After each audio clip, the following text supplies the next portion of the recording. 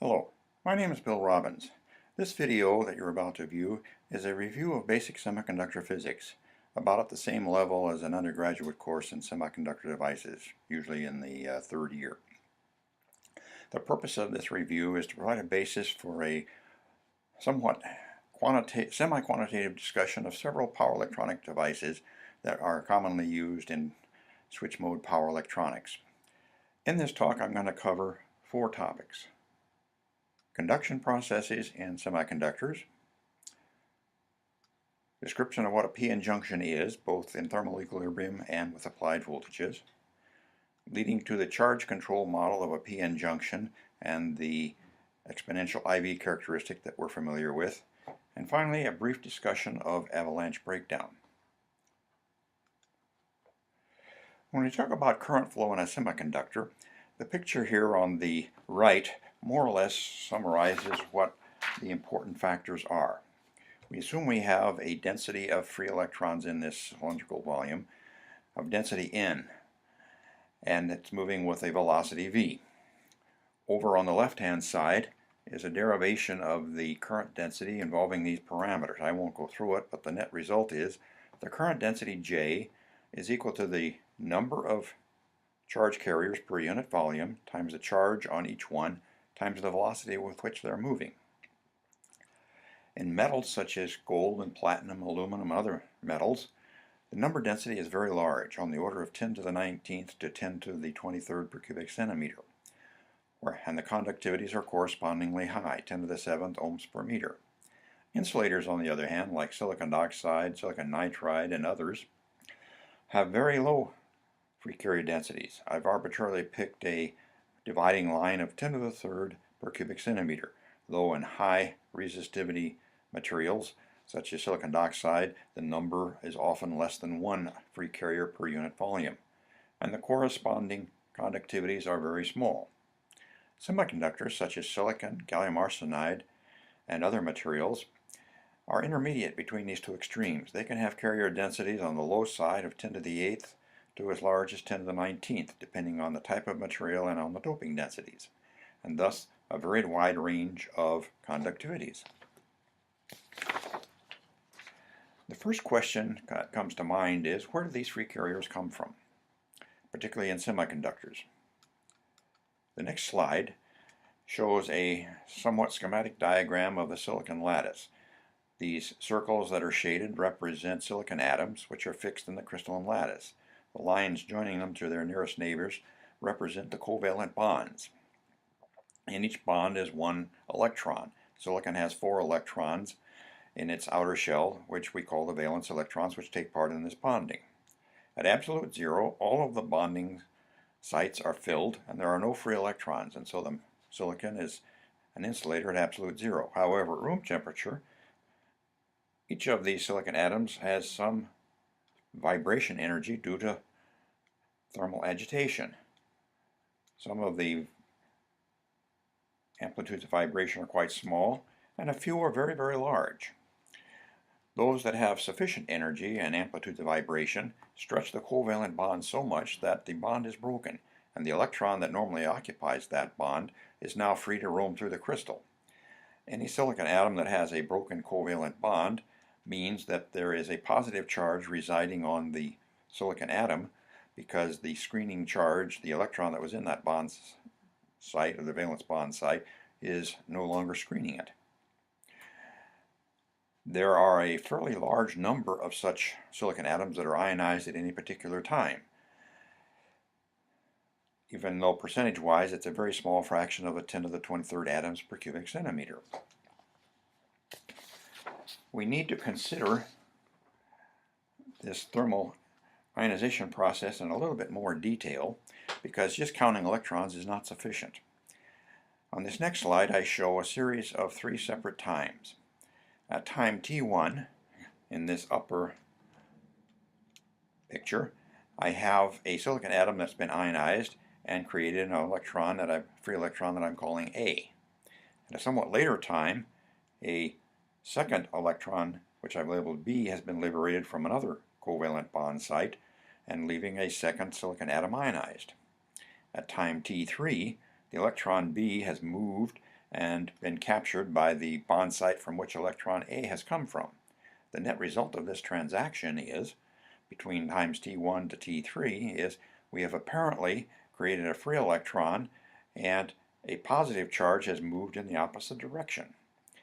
So it's pretty clear from this simple description that when we are counting charge carriers, we have to count both the free electrons and the apparent movement of positive charge, which we call a hole.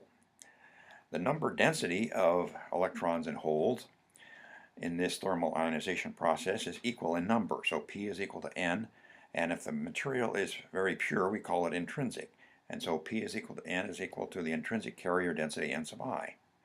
The intrinsic carrier density depends exponentially on temperature, and is given by the formula that I've just highlighted.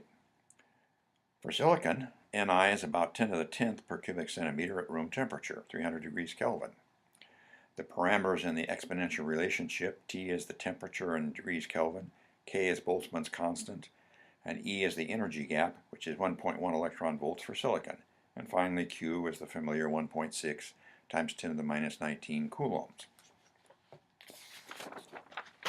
Now, if we could only deal with intrinsic semiconductors and were unable to change the number of holes and electrons at a particular temperature, the material would be far less useful than it really is.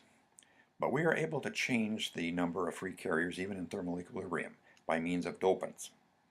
So we talk about putting impurities into the semiconductor, and when we do, we describe it as a doped semiconductor or an extrinsic semiconductor. In that situation, the number of holes, which is the thermal equilibrium number P naught, is not equal to the number of free electrons, which we designate as N naught in thermal equilibrium, and neither N naught nor P naught are necessarily equal to Ni. So the question then comes, how do we estimate what the carrier densities are if we know the doping densities? There are two equations that describe this. The so-called law of mass action, which says that the product N naught times P naught is always equal to Ni squared, and secondly, charge neutrality. The total positive charge per unit volume must equal the total negative charge per unit volume.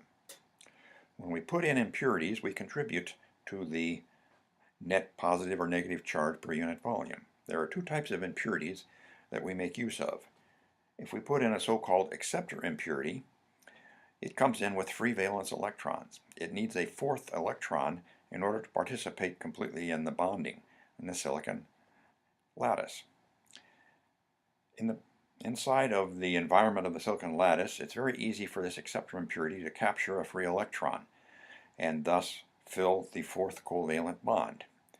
When this happens, it takes a free electron permanently out of the, at least on average, permanently out of the conduction process, and so we have a lot more free holes than we do free electrons. Solution of the two equations which I mentioned just above gives us the result that P naught is equal to N sub A and N naught is equal to Ni squared in a so-called p-type semiconductor. These are approximations in the limit that the doping density is much larger than Ni. The other kind of impurity that we can use is a so-called donor impurity. It comes in with 5 valence electrons. The fifth one is not needed for the covalent bonding, and it's very easy for it to be liberated from the donor atom at room temperature in the silicon lattice. And so it contributes an extra electron to the conduction process. And as a result, we have a preponderance of free electrons and a much smaller number of free holes. And again, the densities, if we know the doping density, we can then calculate what the carrier densities are. Now, if you think about this process, the acceptor captures an extra electron, so it is now negatively charged. We say that the acceptor has been ionized and it's negatively charged. The donor impurity has given up an electron, so it is positively charged, but we talk about it being ionized as well. And so that is how we are able to say that the total negative charge on a per unit volume in the semiconductor is N naught plus the negatively charged ionized acceptors. The total positive charge is the thermal equilibrium number of holes plus the positively charged donor impurity.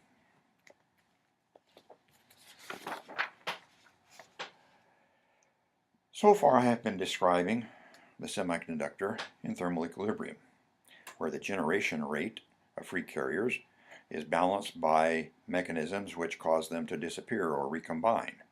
And we have a steady state situation where N is equal to N naught and P is equal to P naught. However, when we apply currents and voltages to the semiconductor, we're in a non-equilibrium situation, and it may be that the total number of free electrons is larger than N naught and the total number of holes is larger than P naught. There are several mechanisms that can generate these excess carriers so that P is greater than P naught and N is greater than N naught. A couple of them are illuminating the semiconductor with light of appropriate wavelength that will break covalent bonds. That's the so-called photoelectric effect. A second mechanism is injection across the PN junction. And finally, impact ionization. These latter two I'll be talking about a little bit later. But with these mechanisms active, we have excess holes and excess electrons. And the mechanisms that I have been talking about will create these excess carriers in equal numbers by the breaking of the covalent bonds. So we can write, as I've done up here, N is equal to N naught plus delta N, and P is equal to P naught. Excuse me for not having the proper notation here, plus delta N. If we do have excess carriers and we have a steady state generation rate, it will ultimately limit itself, and so we will have excess carrier densities that become constant independent of time because they'll be balanced by recombination. If we then turn off the generation rate, say as t is equal to 0, we're going to have a faster recombination rate than a generation rate, and the excess carriers will disappear. We describe that by a very simple rate equation which says d delta n by dt is equal to the negative of the excess carrier density divided by a constant tau. And the solution to that is an exponential decay. And tau is the so-called excess carrier lifetime, or shortened for carrier lifetime. This is a very important quantity in some of our semiconductor devices that we use in power electronics, and we'll have to consider the carrier lifetime in a little bit more detail in the next slide.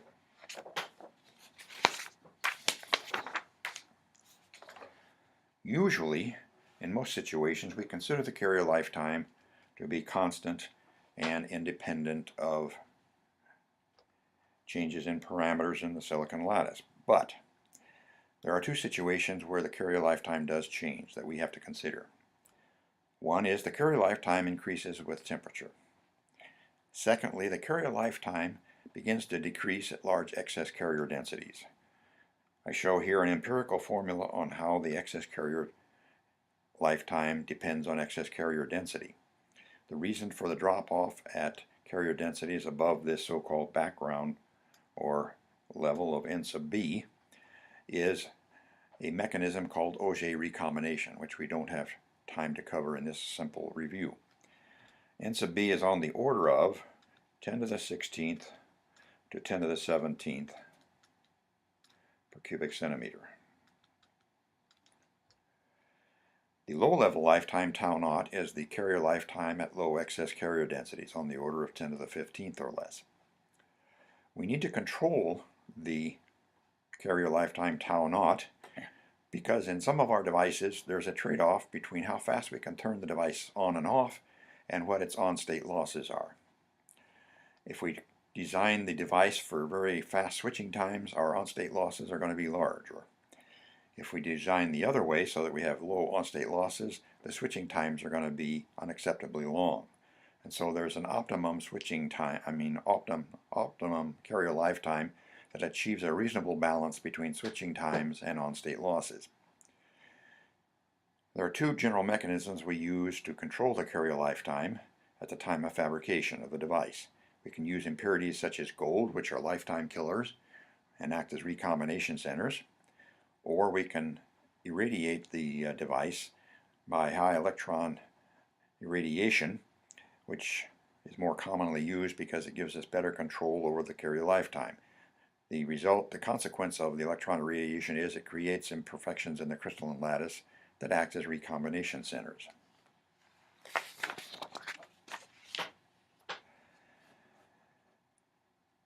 Our next topic that we want to talk about is the flow of current in a semiconductor. There are two current flow mechanisms, drift and diffusion. Drift we're probably more familiar with. We apply a voltage externally across the PN junction. That generates the electric field that's illustrated, pointing from left to right. That electric field pushes holes in the direction of the electric field, and it pushes the electrons in the opposite direction. The movement of these two charge carriers constitutes a current, density J, in the direction that I am illustrating here. Mathematically, we characterize the current density as the sum of two terms. The first term is the density of electrons times the mobility of the electrons times the electric field times the charge on each electron. The second term is the number of free holes plus the charge on each hole times the mobility of the holes times the electric field. The product of mobility times the electric field is the velocity with which the carriers are moving. In silicon at room temperature, the mobility is about 1500 centimeters squared per volt second at doping densities under about 10 to the 15th per cubic centimeter. Similarly, the mobility for holes is about 500 centimeters squared per volt second, in the same range. If we go to higher doping densities, above 10 to the 15th, the mobilities begin to decrease. The other mechanism for current flow is by diffusion.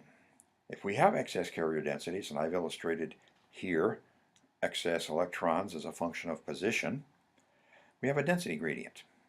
And of course, the electrons are going to flow down the density gradient because of diffusion.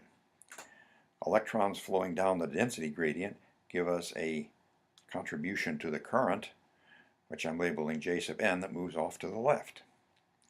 If we have free holes that have excess holes that have a density gradient, holes will diffuse down the density gradient, and that will constitute a current flow in the direction of the downward sloping density gradient.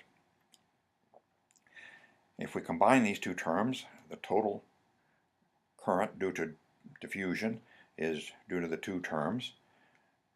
Diffusion of the electrons is characterized by the charge on each electron times the diffusion constant for the electrons times the density gradient dn dx.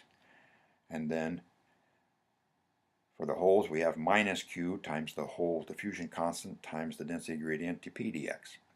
The reason for the minus sign here is usually the density gradient is considered positive when you're looking up the density gradient. There's a relationship that's very useful between the diffusion constant and the mobilities for a given carrier. The ratio of the diffusion constant over the mobility is equal to kT over Q, the so-called Einstein relationship. The total current density that's flowing in the semiconductor due to both drift and diffusion is summarized here. Usually in most device situations, one of the two mechanisms dominate. If you're near a PN junction that's forward biased, the current flow is almost entirely by diffusion. If you're further away from the metallurgical junction, then the current flow is principally by drift. We now come to the second topic that I listed, and that is, what is a PN junction and what are the details of its operation? A PN junction is nothing more than the interface between a region of p-type material and a region of n-type material.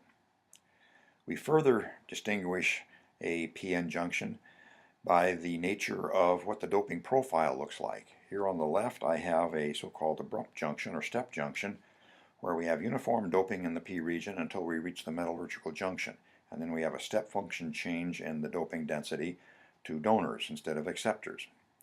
At the opposite extreme, here on the right, I have a linearly graded junction where the transition from p-type to n-type as you go through the metallurgical junction changes linearly. In all of the rest of our discussions, we're going to be assuming that we're dealing with step junctions, because in the semi-quantitative discussions that we're going to be getting into, there isn't much difference in the overall properties of the devices, whether you're using a step junction or a linearly graded junction. Once you have a step junction or a linearly graded junction, either way, you immediately form what is called a space charge region. Here's the metallurgical junction in the middle. Here on the N-type side, you have many more electrons immediately adjacent to the metallurgical junction than you do electrons on the P-type side immediately adjacent to the metallurgical junction. So naturally, electrons are going to tend to diffuse from the N-type side to the P-type side. Similarly, there are many more holes here on the P-type side adjacent to the metallurgical junction, and they're going to tend to diffuse to the N-type side where there are far fewer holes. Well, as that happens, we're going to uncover the ionized impurities. That is to say, we normally think in the bulk region here where they're far away from the PN junction, the free carriers screen the ionized impurities, and so the net space charge is zero. But here, when we diffuse holes away from here to the right and to the N-type side, we uncover the ionized acceptor impurities, which have a negative charge. Similarly, we expose on the N-type side the positively charged donors. Well, as the diffusion process continues and we have more and more electrons diffusing to the left and holes to the right, we're building up space charge, positive on the right-hand side on the N-type side, negative on the P-type side. That generates the electric field that I'm talking about right here, which is in the direction such that it opposes the tendency of diffusion. This electric field is going to push electrons back toward the N-type side and holes back toward the P-type side. Very quickly, equilibrium is reached, even in thermal equilibrium, where the net number of carriers of each type crossing the metallurgical junction on average is zero. You will have a large number of electrons diffusing across into the P-type region, but you'll have an equal number being pushed back by the built-in electric field due to the formation of the space charge layer. And in that equilibrium situation, we're going to have a so-called space charge layer of width W. We need to look at this space charge layer in a little bit more detail because we need to describe it in a more quantitative fashion. We can do that by means of the following picture. Here in this first graph that I'm showing, I am plotting the space charge density as a function of position in the immediate vicinity of the metallurgical junction. I am showing a uniform negative space charge on the P-type side and a spatially uniform positive space charge on the P-type side. And that space charge region extends for a distance x sub n on the N-type side minus x sub p on the P-type side. Within that region, I am assuming that there are no free carriers, that the space charge region is completely depleted of excess of any free carriers. In reality, the carrier densities look more like this, but it's more difficult to find out what this distribution is and handle the arithmetic than it is the so-called depletion approximation. And we're only interested in an approximate numerical estimate of what's going on, so we'll use this depletion approximation. We can write Poisson's equation, which says that the second derivative of the electrostatic potential is proportional to the negative of the space charge density divided by the dielectric constant of silicon. If we integrate once as a function of position, we can get the electric field. That electric field is plotted here, and it is equal to a spatially linearly varying function of position outside of the depletion region at x greater than x sub n or x less than x sub p. The field is assumed to be zero because we have a very large number of free carriers. The electric field has a maximum right at the metallurgical junction. And I've shown you the equations for the electric field in each of the two space charge regions. If we integrate once more, we can then get the variation of the electrostatic potential as a function of position. The difference in the potential between minus x sub p and plus x sub n is the so-called contact potential phi sub c. And here is the contact potential in terms of the variables of the problem that of the pictures we've been dealing with. You'll notice that I can't quantitatively yet estimate what phi sub c is. Even though I know the doping densities, I do not know what x sub n is. So we need some further information in order to do that. So what we do is the following. I can describe the contact potential in the following way and estimate what its magnitude is in the following way. In thermal equilibrium, the total electron current density has to be zero.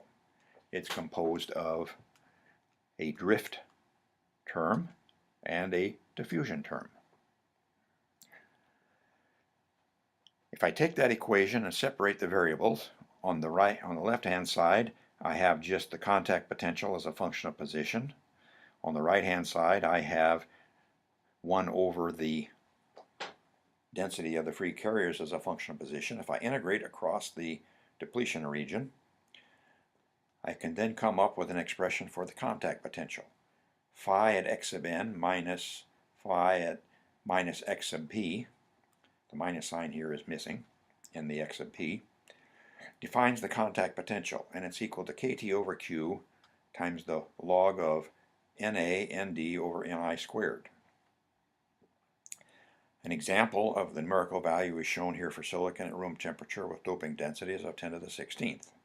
And this quantity right here is phi sub c, not f sub c. We can blame that on Microsoft Office not carrying through the intended lettering that I wanted. Once you know the contact potential, we can then estimate some of these other quantities. Let's go to reverse bias PN junction, because we're not going to be using a PN junction always at thermal equilibrium, because that doesn't have much of a practical application.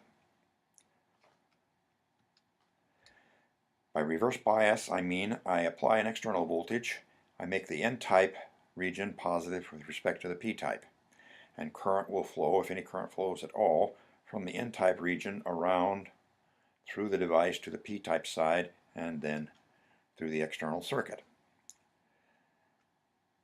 The electric field due to the applied voltage is going to be in the same direction as the built-in electric field, which means I am going to be increasing the potential, the electrostatic potential that exists across the PN junction. Here is the electrostatic potential, phi sub c difference, between the N-type and P-type side in thermal equilibrium, and here is the electrostatic potential V plus phi sub c when I apply the negative voltage. The other thing that we note is W naught, illustrated here, is the width of the space charge region at thermal equilibrium, whereas W of V is the width of the space charge region at the applied voltage V in the reverse direction. In order to support that external field, we have to have, inside the semiconductor, we have to have more space charge, and that's the reason for the increase in the width, because we have uniform space charge density, and the only way we get more space charge is to widen the depletion regions. Well, if I write that W at a voltage V is equal to x sub n plus x sub p, and I assume that they're now functions of voltage, and secondly, take the equation for phi sub c that I had before and simply add to that the voltage, I now assume that the x sub p in this equation and the x sub n in this equation are now functions of voltage. And then finally, I use charge neutrality, which says that the total positive charge on the N-type side depletion region is equal to the total negative charge on the negatively charged space charge region on the P-type side.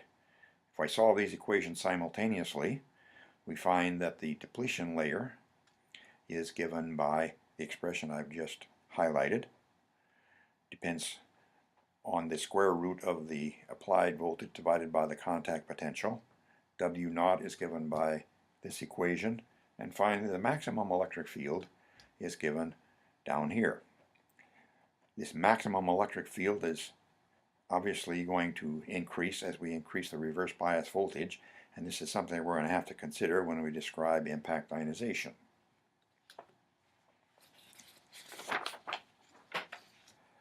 We also need to consider what happens in forward bias. If I forward bias the PN junction, I'm going to make the p-type layer positive with respect to the n-type layer. I am going to then have an external electric field, which is now also across the PN junction, but in the opposite direction from the built-in field. Thus, I'm going to be lowering the potential barrier and upsetting the balance between drift and diffusion in favor of diffusion. So I'm going to have more free carriers diffusing across the metallurgical junction. That's going to lead to an excess number of holes on the p-type side, on the n-type side, and an excess electron density on the n-type side. Without going into the details, in a steady state situation where I maintain a steady state DC voltage and a steady state current, this steady state distribution is given by the equation that I'm showing here for electrons on the n-type side and for holes on the p-type side. The spatial decay constant is the so-called diffusion constant, which is the square root of the diffusion constant times the carrier lifetime. And so here are the two diffusion lengths. The value of the excess carrier density right at the metallurgical, at the boundary of the depletion region, is proportional to e to the QV over KT. Similarly for the excess holes at the edge of the depletion region. The shaded area that I've drawn here under the curve of the excess carrier densities represents what was commonly called the stored charge. Q sub n is the total number of excess electrons on the p-type side, and over here the labeled Q sub p that I've labeled is the total number of excess holes on the p-type side.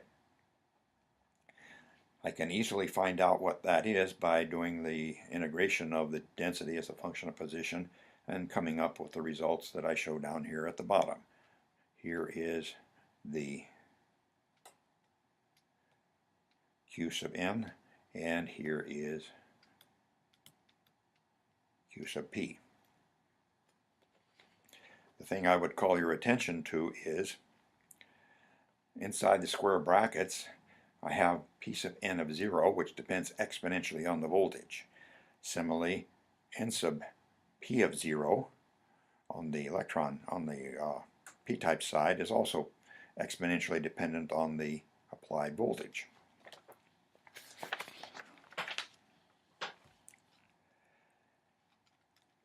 In order to maintain that excess carrier density, I know that the excess holes are subject to recombination.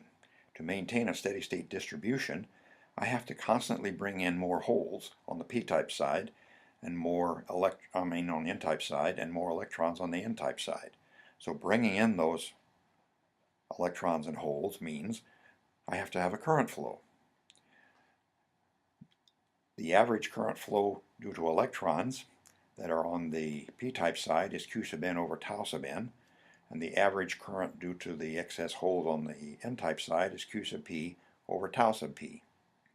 So, using in the steady state, these two current terms are going to be the total current flow that's necessary to maintain those steady state distributions.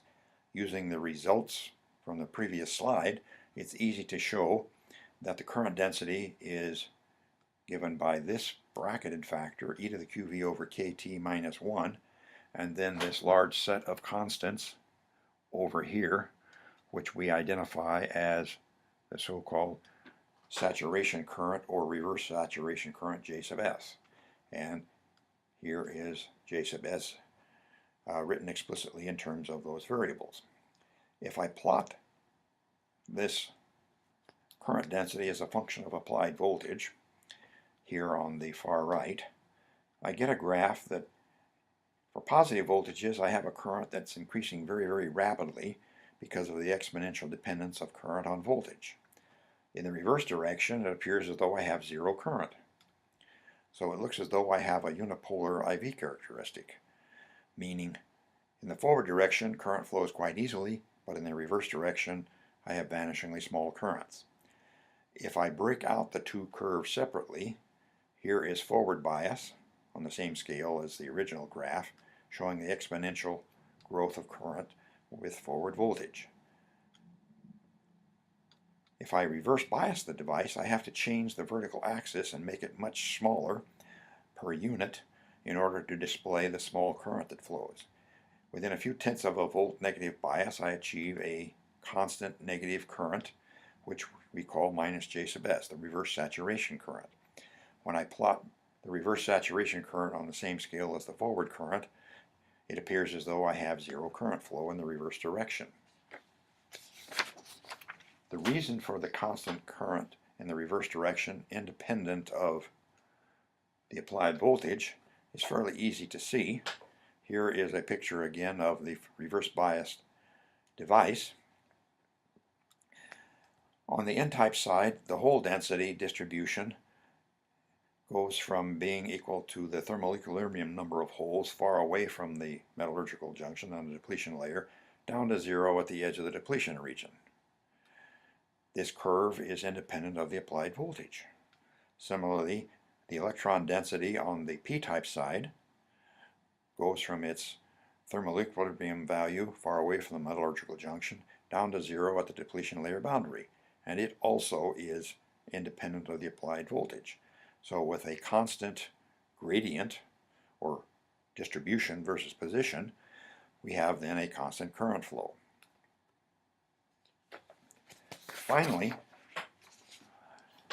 we need to go back and take notice of the fact that if we do reverse bias the PN junction with a substantial voltage, I'm going to get a pretty large electric field there at the metallurgical junction, and this can have some severe consequences. What I'm showing here in this diagram is a couple of events where an initial electron comes in with a certain velocity and hits the silicon atom. If I assume that that electron has a large kinetic energy, when it hits the initial silicon atom, it may cause the silicon atom to have such an amplitude of vibration that it breaks one of the covalent bonds, and that means a free electron is liberated. So as a consequence of that high energy electron hitting the silicon atom after the collision, I have two free electrons, the initial one plus the one from the broken bond. Within a very short time, those two electrons are going to acquire energy from the applied electric field, and if they also undergo collisions with a silicon lattice that break covalent bonds, then after these two scattering events, I started with one free electron, I wind up with four. Now the mean time between collisions is on the order of 10 to the minus 12 to 10 to the minus 14 seconds. So very, very quickly, I can build up a very large number of excess carriers due to what is called impact ionization. It's a chain reaction-like event. It occurs very, very quickly. If this occurs, it has some disastrous consequences if you don't terminate it very quickly, because you're now going to have a large number of excess carriers, which then means large current flow in the presence of very high voltage. And that power dissipation that results from that can easily destroy the device if you don't terminate impact ionization very quickly, or better yet, completely avoid it. An approximate estimate of what electric field is required can be obtained from the following consideration. We know that the kinetic energy is 1/2 mv squared. If that is equal to the energy required to break a covalent bond, and we can relate that energy to the electric field, then we can solve for the electric field. Well, the velocity that the electron acquires in the time t sub c between collisions is given by Q times the breakdown field strength times the average time between collisions divided by the mass. So setting the kinetic energy equal, in this case, to the energy required to break a covalent bond, which is in joules equal to Q times the energy gap, and solving for the value of the electric field required to do that, we obtain this expression. If I evaluate this numerically for silicon, using the quantities that I'm showing down here, I would roughly estimate for silicon About 400,000 volts per centimeter is the breakdown field strength. Experimentally, it's on the order of about 2 to 3 times 10 to the 5th volts per centimeter. This sounds like a fairly accurate estimate, but I've rigged the books a little bit, so to speak, in that I've chosen sort of an average collision time that gives us this breakdown field strength. To actually get a reasonable estimate from a theoretical viewpoint, one needs to take into account the fact that there's a very large number of electrons that are free and acquiring energy from the electric field, and this large number of electrons has a wide distribution in the energies, and only a small fraction of them are going to acquire sufficient energy between collisions. So there's a fairly complicated averaging process that must be done. But nonetheless, when you do that, you come up with theoretical estimates on the order of what I've shown here. And so we can end this discussion by reminding you again what I've said. When you reverse bias the PN junction, you must take note of what the breakdown field strength is and how that is related to the maximum voltage that you can apply in reverse bias. So at this point, I'm going to conclude the discussion of the semiconductor review.